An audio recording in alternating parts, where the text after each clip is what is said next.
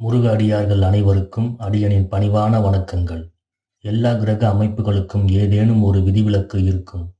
அதை ஆராய்ந்து அறிந்து கொண்டு வாழ்வில் வளம் பெறவே இந்த ஜோதிட சூட்சமம்.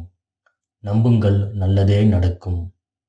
இந்த 2026ஆம் ஆண்டு குரு பெயர்ச்சியானது திருக்கணித பஞ்சாங்கத்தின் அடிப்படையில் வைகாசி 18ஆம் தேதி, அதாவது ஜூன் 1ஆம் தேதி இரவு 7:56 மணியளவில் காலச்சக்கரத்திற்கு 90 டிகிரியில் அமைந்திருக்கும் நட்சத்திர பாதமான புனர்பூசம் 3ஆம் பாதத்திலிருந்து, அதாவது மிதுன வீட்டிலிருந்து 93 டிகிரி 20 மினிட்டில் அமைந்திருக்கும் நட்சத்திர பாதமான புனர்பூசம் 4ஆம் பாதத்திற்கு, அதாவது கடக வீட்டிற்கு பெயர்ச்சியாகி உச்சம் பெற்று தன் பார்வை பலத்தால் நற்பலன்களையும் சுபகாரியங்களையும் வழங்க உள்ளார்.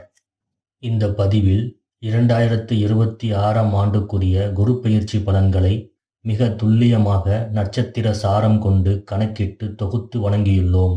ஏனெனில் சாரம் காணா ஜோதிடன் சோரம் போவான் என்பது சித்தர்களின் வாக்கு. இந்த வீடியோ பதிவில் நீங்கள் காணும் காலச்சக்கரம் கடைக்கோடி ஜோதிட அன்பருக்கும் புரியும் வண்ணம் குரு பெயர்ச்சிக்குரிய அனைத்து விஷயங்களையும் உள்ளடக்கி நாமே உருவாக்கியுள்ளோம். குறிப்பாக காலச்சக்கர மண்டலமானது 360 டிகிரி உள்ளடக்கிய வட்ட வடிவமானது. நம் தேவைக்காக மட்டுமே சதுரமாகவும் செவ்வகமாகவும் வரைந்துள்ளோம். காலச்சக்கரத்தில் ஒரு ராசி மண்டலத்திற்கு 30 டிகிரி வீதம் 12 ராசி மண்டலத்துக்கு மொத்தமாக 360 டிகிரியை உள்ளடக்கியுள்ளது. ஒரு ராசி மண்டலமானது 9 நட்சத்திர பாவகம் வீதம் 12 ராசி மண்டலத்துக்கு மொத்தமாக 108 நட்சத்திர பாவகங்களை உள்ளடக்கியுள்ளது. ஒரு நட்சத்திர பாவகம் என்பது 3 டிகிரி 20 மினிட் வீதம். ஒரு ராசி மண்டலமானது 9 நட்சத்திர பாவகம் எனில் மொத்தமாக 30 டிகிரியை உள்ளடக்கியது. தனிப்பட்ட ஒருவருக்கு ஜாதகம் பார்க்கும் பொழுது ஒரு கிரகத்தின் பலன்கள் அக்கிரகத்தின் ஸ்தான பலத்தை அடிப்படையாக கொண்டு கணிக்கும் பொழுது மட்டுமே துல்லியமான பலன்களை பெற முடியும். இங்கு ஸ்தான பலம் என்பது ஷட்வர்க்க பலன்களை அடிப்படையாக கொண்டது.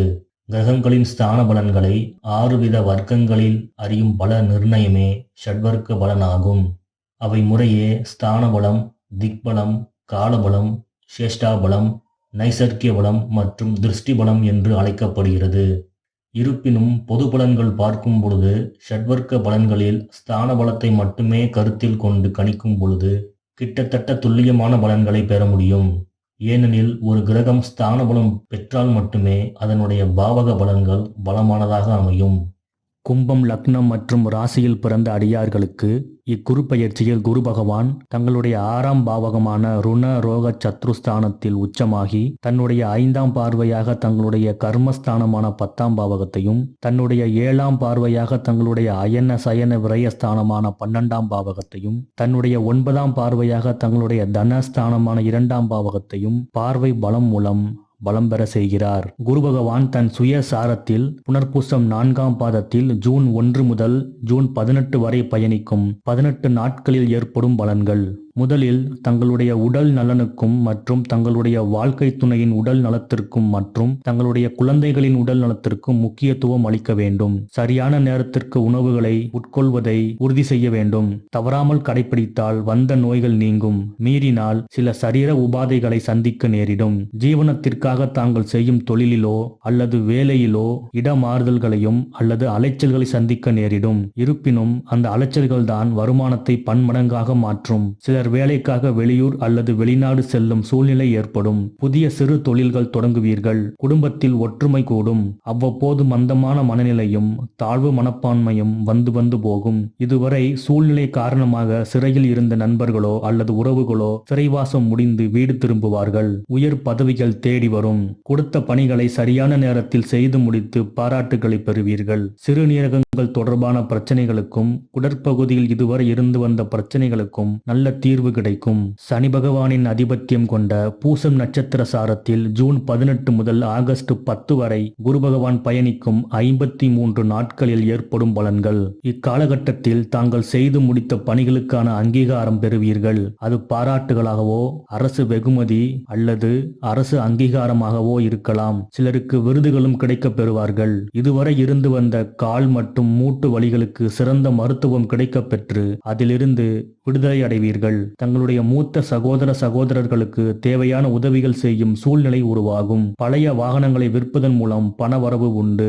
தங்க நகை வாங்கி சேர்க்கும் பாக்கியம் ஏற்படும். தங்களுடைய சொல்லுக்கு உரிய மரியாதை கிடைக்கப் பெறுவீர்கள். உடல் எடை குறைக்க முற்படுபவர்களுக்கு இக்காலம் கை கொடுக்கும். இதுவரை இல்லாத முறையில் பணம் வரும் வழிகளை இனம் கண்டு கொள்வீர்கள். தன வரவு தாராளமாக வந்து சேரும். உணவின் மீது அதீத விருப்பம் ஏற்படும். கண் சம்பந்தமான பிரச்சனைகளிலிருந்து விடுபடுவீர்கள். கண் திருஷ்டி போன்ற பாதிப்பிலிருந்தும் விடுதலை கிடைக்கும்.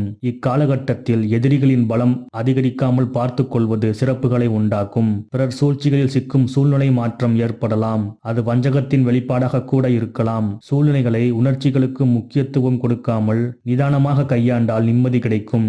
இதுவரை ஜீரண உறுப்புகளில் இருந்து வந்த உபாதைகள் நீங்கும். புதன் பகவானின் அதிபத்தியம் கொண்ட ஆயில்யம் நட்சத்திர சாரத்தில் ஆகஸ்ட் 10 முதல் அக்டோபர் 31 வரை குரு பகவான் பயணிக்கும் 82 நாட்களில் ஏற்படும் பலன்கள். இது ஒரு பொன்னான காலம். ஏனென்றால் தங்களுடைய 8ஆம் அதிபதியான புதனின் 6ஆம் பாவக சாரத்தில் பயணிக்கும் போது விபரீத ராஜயோகம் அடிப்படையில் பலன்களை வழங்குவார். இடம், பூமி, மனை விற்பனை மூலம் தனவரவு ஏற்படும். பத்திரப்பதிவுகள் மூலமும் கமிஷன் மூலமும் திடீர் பணவரவு உண்டாகும். சிறப்புகள் உண்டு.